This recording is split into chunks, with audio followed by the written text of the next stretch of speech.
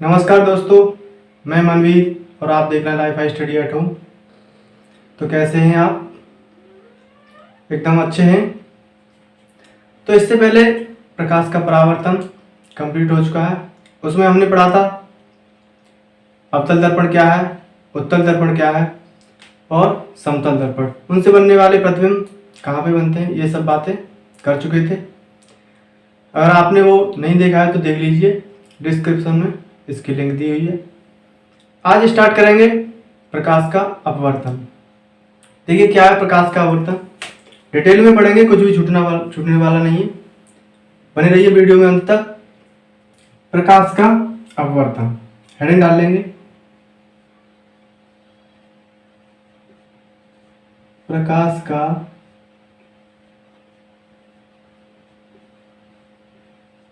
अपवर्तन, refraction of light. तो देखो प्रकाश का परावर्तन पढ़ा था। वहां पे जब एक किरण, कोई भी आपतित किरण, कोई भी लाइट रे जब किसी समतल से टकराती थी तो क्या हो जाती थी? विचलित हो जाती थी, अपने मार्ग से परावर्तित हो जाती थी। तो वहां पे विचलित हो रही थी। प्रकाश के अपवर्तन में भी क्या होता है, जो किरण होती है, जो लाइट रे होती है, वो मुड़ जाती है। जैसे मैंने ये कोई माध्यम बना दिया, मान लीजिए आप, ये जल है या कुछ भी है, और यहां पे क्या है, ये एयर है। तो एयर से, ये एयर माध्यम है और ये जल है। अब कोई किरण है, ये क्या है? किरण, प्रकाश किरण है ये। तो इसको जाना तो चाहिए था सेम इसी डायरेक्शन में। कैसे? ऐसे ही जाना चाहिए था इसको, सीधा बिल्कुल। लेकिन ये क्या होती है, थोड़ी सी मुड़ जाती है, इधर से इधर को मुड़ जाती है, अपने पथ से थोड़ी विचलित हो जाती है। अगर हम यहां पर कोई काल्पनिक रेखा खींचे, जिसे नॉर्मल कहते हैं, अवलंब कहते हैं, ये इसका अवलंब है मान लो ये, तो इसको जाना था सीधे, लेकिन ये अपने मार्ग से थोड़ी इधर विचलित हो गई। तो यही क्या है, प्रकाश का अपवर्तन। जब कोई प्रकाश किरण एक माध्यम से दूसरे माध्यम में जाती है तो वह अवलंब की ओर झुक जाती है। यही क्या है, प्रकाश का अपवर्तन। या फिर माध्यम अलग अलग होते हैं, वो आगे बात करेंगे। या तो अवलंब की ओर झुक जाएगी या अवलंब से दूर हट जाएगी। तो इसका अवलंब की ओर झुकना और अवलंब से दूर होना ही क्या है, प्रकाश का अपवर्तन। तो ये एयर माध्यम था, ये जल था। बात करते हैं, जैसे ये जो किरण है, जिस तरह से प्रकाश के परावर्तन में हमने बताया था, जो किरण आती है उसे आपतित किरण बोलते हैं। तो सेम यहाँ पे भी अपवर्तन में भी ये क्या है, ये किरण आई है, ये क्या है, आपतित।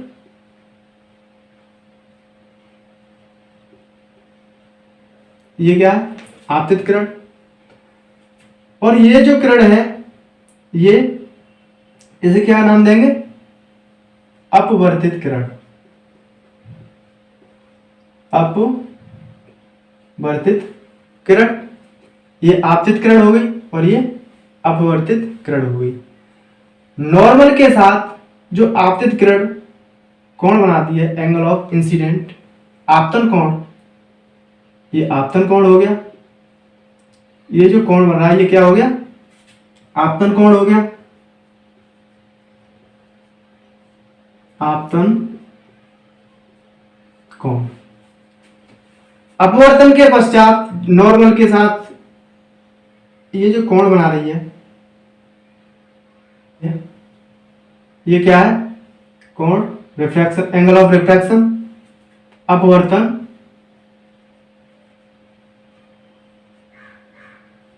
अपवर्तन कोण। इतनी बात समझ गए? ये आपतन कोण है। आपतित किरण जो अवलंब के साथ कोण बनाएगी वो आपतन कोण होगा। अपवर्तित किरण, अपवर्तित किरण अवलंब के साथ जो कोण बनाएगी वो अपवर्तन कोण होगा। यही उसमें होता था परावर्तन में, वहां पर भी आपतन कोण था और परावर्तन कोण था। यहां तक बात क्लियर हुई। आगे बात करते हैं, जैसे ये क्या है, एक एयर माध्यम था और एक दूसरा माध्यम है। बात करते हैं माध्यम क्या है ये। तो माध्यम जो मीडियम होता है वो दो तरह के माध्यम होते हैं। कौन कौन से? दो तरह के माध्यम होते हैं। एक होता है रेरर, रेरर को बोलते हैं विरल, एक विरल माध्यम। एक होता है डेंसर, एक होता है डेंसर यानी सघन, सघन माध्यम। अब बात समझते हैं कि ये विरल माध्यम क्या है, सघन माध्यम क्या है। तो विरल माध्यम क्या है, जैसे एयर जो था ये विरल है और इसी के सापेक्ष जो ये जल माध्यम था वो सघन था। कैसे? जो विरल माध्यम है, जो एयर है, एयर के जो अणु होते हैं वो दूर दूर होते हैं, दूर दूर होते हैं। तो जिस माध्यम के अणु दूर दूर होंगे उसमें जो प्रकाश है वो इजीली पास हो जाएगा, इसमें प्रकाश आराम से निकल जाएगा, कोई अवरोध ज्यादा नहीं मिलेगा। लेकिन जो सघन माध्यम होता है, डेंसर माध्यम होता है, उसके अणु क्या होते हैं, पास पास होते हैं। क्या होते हैं? पास पास होते हैं। तो उसमें जो प्रकाश होता है वो इजीली प्रवेश नहीं कर पाता है। तो विरल माध्यम और सघन माध्यम, कहने का मतलब विरल माध्यम में प्रकाश की चाल ज्यादा होगी अपेक्षा सघन माध्यम की। विरल माध्यम में प्रकाश की जो चाल होगी वो ज्यादा होगी सघन माध्यम की अपेक्षा, सघन माध्यम में कम होगी। अब देखते हैं प्रकाश विरल माध्यम से जब सघन माध्यम में जाता है, यानी प्रकाश की किरण विरल माध्यम से जब सघन माध्यम में जाएगी तो क्या परिवर्तन होगा, और जब प्रकाश किरण सघन माध्यम से विरल माध्यम में जाएगी तब क्या होगा। देखिए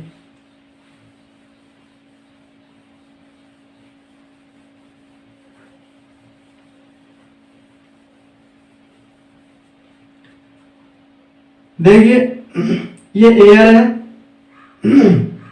यह माध्यम कैसा है, विरल है। एयर कैसा माध्यम है, विरल, ठीक है। विरल माध्यम से कोई आपतित किरण, प्रकाश की किरण एक सघन माध्यम में जब जाएगी तब क्या होगा। ये कोई सघन माध्यम है, कोई भी हो सकता है, मिट्टी, कुछ भी हो, एयर के सापेक्ष ये सघन होना चाहिए, इसके कण पास पास होने चाहिए एयर के सापेक्ष। तो कोई भी लाइट रे, ये प्रकाश किरण है, जब विरल माध्यम से, ये क्या है, डेंसर है, क्या है, सघन माध्यम है, ये क्या है, सघन माध्यम है, ये विरल माध्यम है। जब कोई प्रकाश किरण विरल माध्यम से सघन माध्यम में जाती है तो इसे जाना तो था सीधे, कैसे जाना था, सीधे जाना था, लेकिन ये क्या होती है, थोड़ी सी विचलित हो जाती है, थोड़ी सी मुड़ जाती है। किधर? जैसे यहां काल्पनिक रेखा खींच लें, ये अवलंब है इसका, जाना तो था ऐसे ऐसे, लेकिन ये इधर मुड़ गई। तो जब कोई किरण विरल माध्यम से सघन माध्यम में जाती है तो वो है अवलंब की ओर झुक जाती है। ये देखो झुक गई, जाना था इसे ऐसे, लेकिन ये इधर झुक गई, इधर से थोड़ी इधर झुक गई ये। तो इसी को क्या कहेंगे, प्रकाश का अपवर्तन। विरल माध्यम से जब सघन माध्यम में कोई किरण जाती है तो वो अवलंब की ओर झुक जाती है। क्वेश्चन बनता है तो ऐसे ही बनता है कि विरल से जब सघन में जाती है तो दूर हट जाती है या अवलंब की ओर झुक जाती है, या ऐसे ऑप्शन होते हैं। अब बात करते हैं जब सघन माध्यम से विरल माध्यम में किरण जाएगी तो क्या होगा। तो ऊपर हमने कोई सघन माध्यम मान लिया, चाहे मिट्टी हो, चाहे जल हो, कांच हो, कुछ भी हो सकता है। ये क्या है, सघन माध्यम है। अब सघन माध्यम से प्रकाश किरण किधर जाएगी, विरल माध्यम में। और कोई ये मान लिया हमने विरल माध्यम।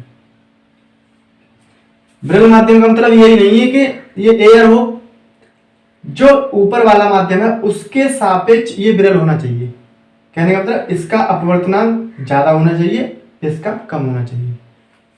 तो कोई किरण आपतित कराते हैं, ये एक प्रकाश किरण है, जब ये है सघन और ये क्या है, विरल माध्यम।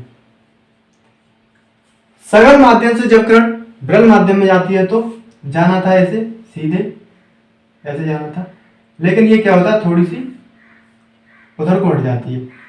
ये यहाँ पे काल्पनिक रेखा खींचेंगे, ये क्या है, इसका अविलंब है।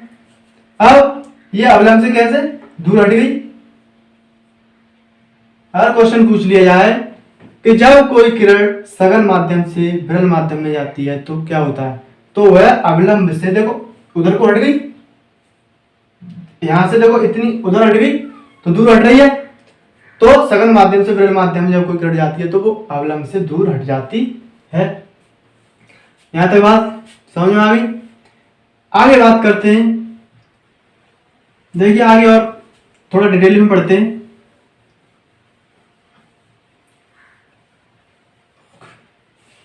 अब देखो सघन माध्यम से विरल में जा रही हो या विरल से सघन में जा रही हो, तो ये जो अपवर्तन होगा वो कितना होगा, इसको दिखाने के लिए इस माध्यम से इसमें जाने पे ये जो अपवर्तन होगा वो कितना होगा, तो उसके लिए आप हेडिंग डाल लेंगे प्रकाशीय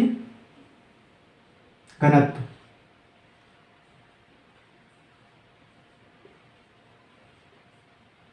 प्रकाशीय घनत्व, ऑप्टिकल डेंसिटी। ऑप्टिकल डेंसिटी क्या है, जैसे अगर किसी माध्यम की ऑप्टिकल डेंसिटी ज्यादा होगी, अगर किसी माध्यम का प्रकाशीय घनत्व ज्यादा होगा तो उसमें जो प्रकाश की चाल होगी वो क्या होगी, प्रकाश की चाल क्या होगी, कम होगी। जिस माध्यम का प्रकाशीय घनत्व ज्यादा होगा उस माध्यम में प्रकाश की चाल क्या होगी, कम होगी। प्रकाशीय घनत्व का मतलब वो कैसा माध्यम है, डेंसर, सघन माध्यम है, तो सघन माध्यम में प्रकाश की चाल क्या होगी, कम होगी। अगर किसी माध्यम की ऑप्टिकल डेंसिटी यानी प्रकाशीय घनत्व कम है तो उस माध्यम में स्पीड ऑफ लाइट प्रकाश की चाल ज्यादा होगी। इतनी बात समझ गए। प्रकाशीय घनत्व का मतलब अगर किसी माध्यम का प्रकाशीय घनत्व कम है, कहने का मतलब वो माध्यम कैसा है, विरल, तो उसमें जो प्रकाश की चाल क्या होगी, ज्यादा होगी। आगे बात करते हैं, अच्छा ज्यादा होगी तो कितनी ज्यादा होगी या कितनी कम होगी, तो प्रकाशीय घनत्व का मापन करना होगा कि प्रकाशीय घनत्व कितना है। तो प्रकाशीय घनत्व का मेजरमेंट करने के लिए एक और टर्म आता है, वो आता है अपवर्तनांक। किसका, इसका मेजरमेंट करना है तो वो टर्म आता है अपवर्तनांक।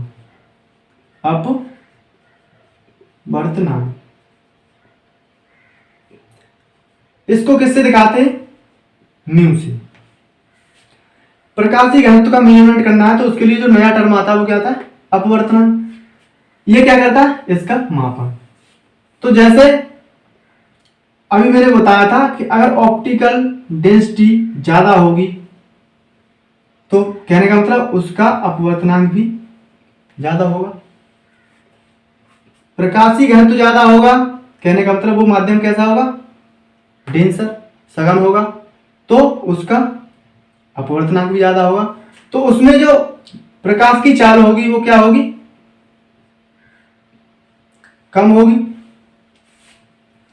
या फिर अगर किसी का अपवर्तनांक ज्यादा है तो उसकी ऑप्टिकल डेंसिटी ज्यादा होगी, तो उसमें जो प्रकाश की चाल होगी वो क्या होगी, कम होगी। सेम अगर किसी की ऑप्टिकल डेंसिटी कम है तो उसका जो अपवर्तनांक होगा वो कम होगा और उस माध्यम में स्पीड ऑफ लाइट जो होगी वो ज्यादा होगी। यहां से आप क्या देख पा रहे हैं, अपवर्तनांक ज्यादा है प्रकाश की चाल कम है। अपवर्तनांक कम है, प्रकाश की चाल ज्यादा है।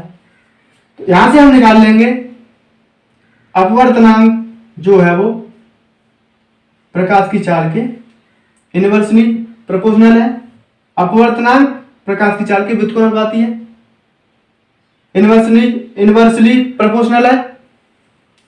यहां से ये निकल के आया, अगर प्रकाश की चाल ज्यादा होगी तो अपवर्तनांक कम होगा, प्रकाश की चाल कम होगी तो अपवर्तनांक ज्यादा होगा। ये यहां से निकल के आ गया। अच्छा, ये क्या है? v है प्रकाश की चाल। देखिए आगे एक उदाहरण से समझाता हूं मैं।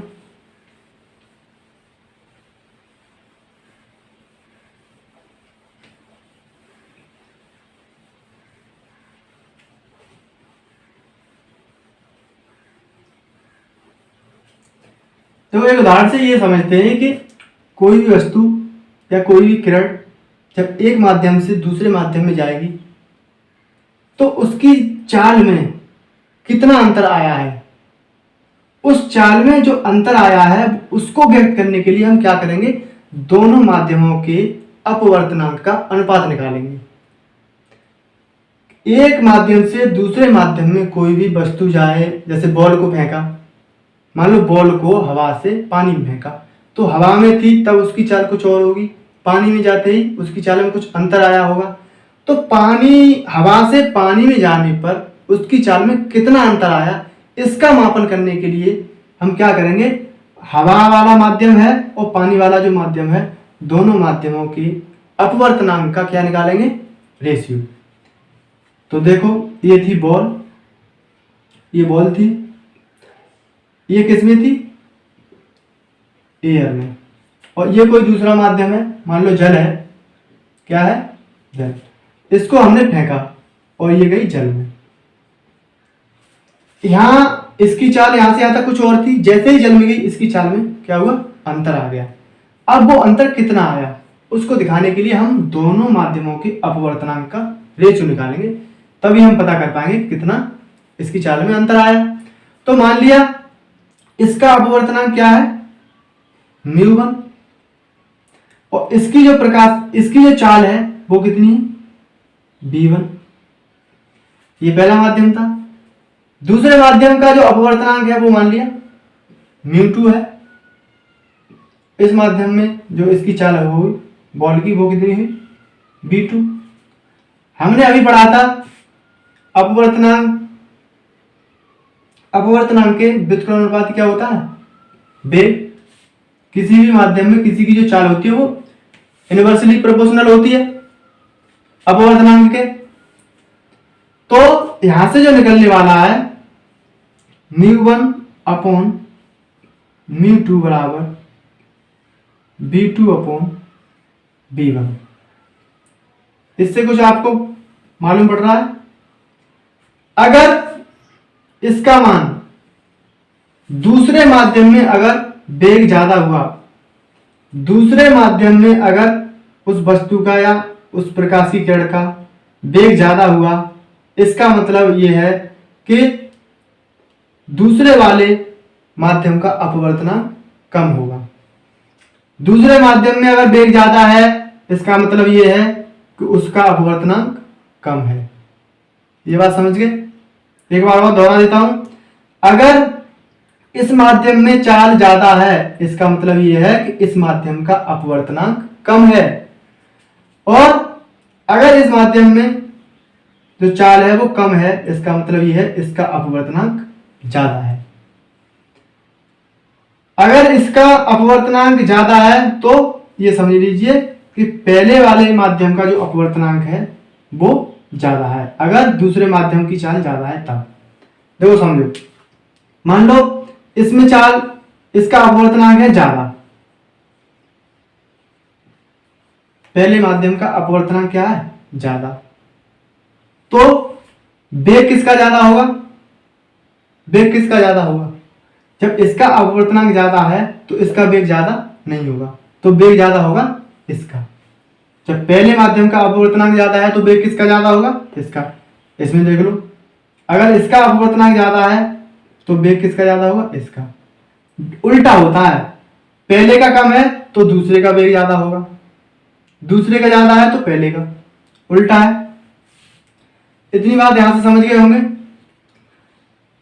थोड़ा और डिटेल में पढ़ने के लिए अपवर्तनांक को देखो और देखते हैं। अपवर्तनांक होता है वो दो तरह का होता है, अपवर्तनांक दो तरह का होता है। रिफ्रैक्टिव इंडेक्स जो होता है अपवर्तनांक,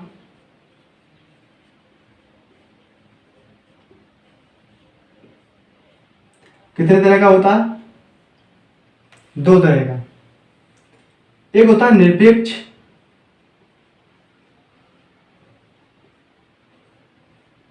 एक होता है सापेक्ष। निरपेक्ष और सापेक्ष। निरपेक्ष क्या है, सापेक्ष क्या है। जैसे मैंने बात करूं कि कांच का अपवर्तनांक बताइए।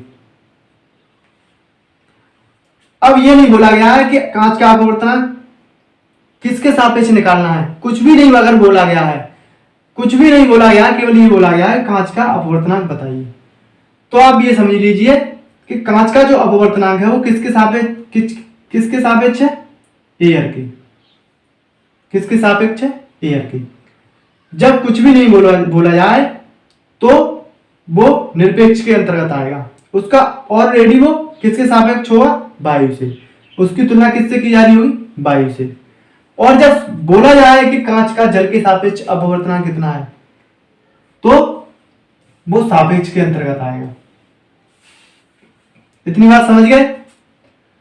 निरपेक्ष में एक माध्यम हवा का होगा ही होगा, बोलो या मत बोलो, क्वेश्चन में बोला जाए या मत बोला जाए, उस निरपेक्ष में एक माध्यम उसका किसका होगा, हवा का। और जब बोला जाएगा कि कांच का जल के सापेक्ष अपवर्तनांक तो वो सापेक्ष अपवर्तनांक के अंदर आएगा। अच्छा, इतनी बात हो गई। अगर आपसे कांच का अपवर्तनांक निकलवाया जाए तो कैसे निकालेंगे, तो कांच का अपवर्तनांक, तो कांच का अपवर्तनांक एयर के सापेक्ष किसका, ग्लास का। कांच का अपवर्तनांक निकालना है, जब कुछ भी नहीं बोला जाए तो एयर के सापेक्ष निकालेंगे। तो यहां से क्या होगा, mu G upon mu A. गिलास का, ऊपर वाला गिलास का अपवर्तनांक और नीचे हवा का, यानी कांच का अपवर्तनांक हवा के सापेक्ष। ये किसके बराबर होगा, इसके बराबर होगा। कहने का मतलब प्रकाश की एयर में चाल बटे प्रकाश की गिलास में चाल, कांच में चाल। कहां से आया ये, अभी तो बढ़ा था, μ1 अपॉन μ2 बराबर क्या था, b2 अपॉन b1। अभी ये बढ़ा था, ये व्युत्क्रमवादी होते। तो अगर अपवर्तनांक गिलास का है तो वेग किसका आएगा वहां पे, हवा के सापेक्ष प्रकाश का वेग। जहां एयर का अपवर्तनांक पूछा गया वहां वेग किसका आएगा, गिलास के सापेक्ष प्रकाश का वेग। उल्टा चलेगा। तो आप मुझे बताइए हवा में प्रकाश का वेग कितना होता है, 3 गुणा 10⁸ मीटर प्रति सेकंड। और गिलास कांच में प्रकाश का वेग कितना होता है, 2 गुणा 10⁸ मीटर प्रति सेकंड। कांच का जो अपवर्तनांक निकल के आएगा, यहां से कितना निकल के आएगा, 1.5 1.5 तो ऐसे निकाल सकते हैं। कांच का अपवर्तनांक देखो हमने निकाल दिया, कुछ नहीं है। एक और कर लेते हैं, जैसे बात कही जाए आपसे कि हवा का निकालिए, हवा का अपवर्तनांक निकालिए। हवा का कैसे निकालेंगे, तो हवा का निकालना है, इसका मतलब हवा का हवा के सापेक्ष ही निकालना है, एयर का एयर के सापेक्ष निकालना है। तो क्या होता है, एयर के सापेक्ष एयर का ही अपवर्तनांक। यहां से क्या निकल के आएगा, देखो ये तो आपस में कट ही जाएंगे, एक निकल के आएगा। तो जो हवा का अपवर्तनांक होता है वो कितना होता है, एक होता है। आपसे पूछा जा रहा है कि पानी का अपवर्तनांक कितना होगा, आपको याद नहीं है, याद नहीं है तो देखो निकाल भी सकते हैं, इसी फॉर्मूले से निकाल भी सकते हैं। किसका निकालना है, पानी का। पानी का निकालना है तो हवा के सापेक्ष ही निकालना पड़ेगा। तो एयर के सापेक्ष किसका, वाटर का निकालना है। तो क्या होगा, वाटर का अपवर्तनांक बटे एयर का अपवर्तनांक। इसको कैसे पढ़ेंगे, एयर के सापेक्ष वाटर का अपवर्तनांक।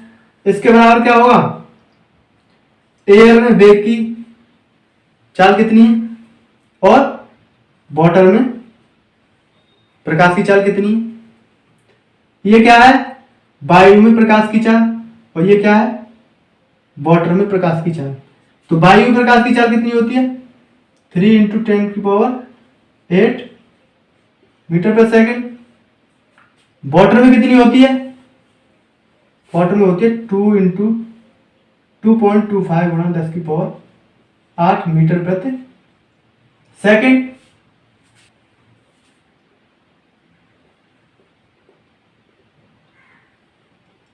यहां से जब इसे सॉल्व करेंगे तो निकल के आएगा 1.33 अपवर्तनांक किसका, वाटर का। वाटर का कितना निकल के आएगा, इसे जब सॉल्व करेंगे तो निकल के आएगा 1.33 या फिर 4/3। आगे बात कही जाए, आपसे अगर पूछा जाए कि हीरे का अपवर्तनांक कितना होगा, वैसे तो आपको ये निकाल के नहीं देखने, केवल इनकी वैल्यू याद रख लेंगे, उससे ही काम चलता रहेगा। लेकिन मैं आपके लिए बता दे रहा हूं, तो डायमंड का अपवर्तनांक कैसे निकालेंगे, किसका, हीरे का। तो एयर के सापेक्ष किसका, डायमंड का। तो यहां से होगा डायमंड का और किसके सापेक्ष, एयर का। यहां से एयर में प्रकाश की चाल और डायमंड में प्रकाश की चाल। तो एयर में प्रकाश की चाल कितनी होती है, 3 × 10⁸ मीटर प्रति सेकंड।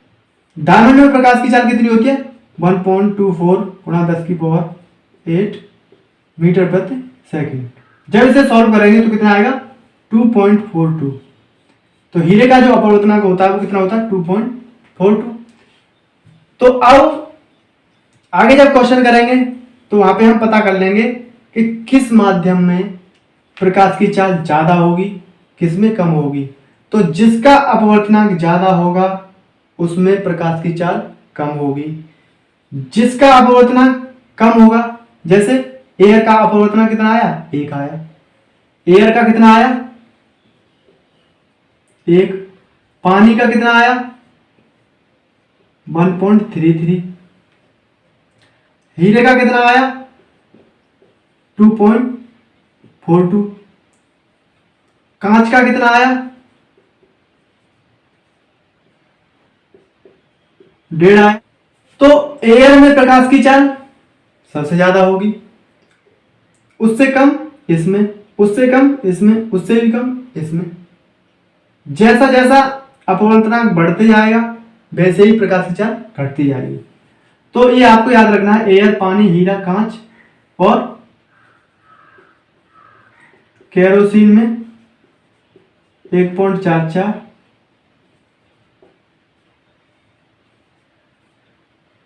क्राउन, कांच,